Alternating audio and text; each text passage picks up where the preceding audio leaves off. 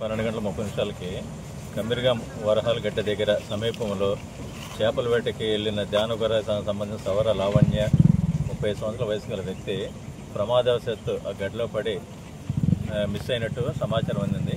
వెంటనే ఈ విషయాన్ని స్థానిక రెవెన్యూ డివిజనల్ అధికారి వారికి, జిల్లా యంత్రాంగానికి, జిల్లా కలెక్టర్ వారి నోటీసు కూడా తీసుకెళ్ళడం జరిగింది.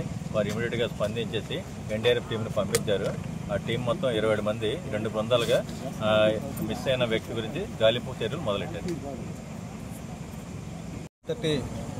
టైంలో అక్కడ కమిరిగాం గాజువా దగ్గర అండి ఆల్రెడీ పోలీసు పహరా ఉందండి. ఉన్నప్పుడు కూడా వాళ్ళకి తెలియకుండా కొంతమంది వ్యక్తులు ఆ దిగువ ప్రాంతంలో అది అక్కడ స్ట్రీమ్ ఉందండి, ఆ స్ట్రీమ్ దిగువ ప్రాంతంలో చేపల దిగులో అందులో ఒక వ్యక్తి ప్రమాదవశాత్తు అనేది తెలియదు, మనకి ఈ విషయం తెలిసి రావాల్సింది అది ఎలా జరిగిందనేది. పడి ఇలాగా ఇంతవరకు ఇంకైతే మనిషి గాలం తేవడం అనేది జరిగింది.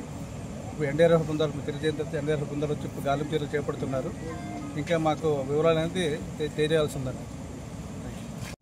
పలాస మండల పరిధిలో గల కేదారిపురం కంబిరిగాం బ్రిడ్జ్ వద్ద ఒక వ్యక్తి గల్లంతైన విషయం మనందరికీ తెలిసిందే. ఇది దానగూర గ్రామానికి చెందిన సవర లావణ్య అనే వ్యక్తి ప్రమాదవశాత్తు అతను చేపలు పట్టడానికని వెళ్తూ బ్రిడ్జ్ కింద పడిపోవడం జరిగింది. దానికోసమని స్థానిక రెవెన్యూ అధికారులు, ఎంఆర్ఓ గారు కానీ, మండల అధికారులు, ఎంపీడీఓ గారు మరియు స్థానిక విలేకరులు, స్పెషల్ ఆఫీసర్ గారు వీళ్ళందరూ కూడా పోలీసులతో పాటు సమన్వయం చేసుకుంటూ ఎన్డీఆర్ఎఫ్ టీంని రప్పించి ప్రస్తుతం